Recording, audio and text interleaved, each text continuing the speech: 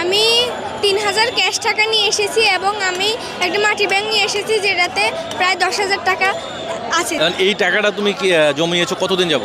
আনুমানিক 7 বছর ধরে। আমার মনে হয় 2017 সাল থেকে আমি জমানো শুরু করেছি। কিসের টাকা ছিল এটা? এটা আমার শখ ছিল যে আমি কয়েন জমাবো। আমি ভাবলাম যে যতদিন পারি জমাই, যতক্ষণ না ব্যাংকটা ভরে। আমি এই জন্য জমিয়েছি। এখন যখন দেখি দেশের মানুষের অবস্থা, তাই আমি এগুলো দান করে দিয়েছি। এই যে টাকাটা দিয়ে দিয়েছো, তোমার খারাপ লাগছে? কেন খারাপ লাগবে?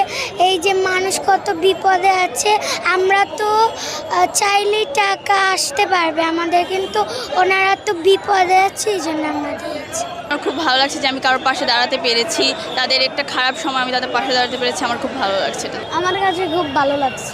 কেমন লাগছে তাদেরকে যে তুমি টাকাটা দিয়ে দিলা? ভালো। ভালো লাগছে? হ্যাঁ। তুমি এই যে টাকাটা দিয়ে দিলা, তোমার কাছে খারাপ লাগছে না? না, কেন?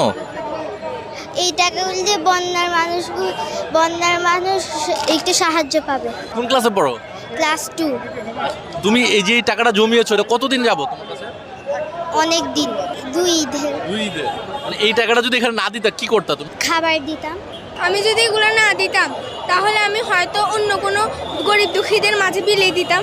তোমার সহপাঠী যারা আছে তোমার সমবয়সী, তারা অনেকে আসেনি, মানে তাদের উদ্দেশ্যে তুমি কি বলতে চাও? আমি বলতে চাই যে যাদের যতটুকু সামর্থ্য আছে তারা যদি দান করে তাহলে বন্যা দুর্গতদের আর কোনো সমস্যা হবে না। বন্যা দুর্গত এমন অন্য কোনো গরিব দুঃখীদের সমস্যা হবে না। তাদের এখন উপকার হবে অনেক।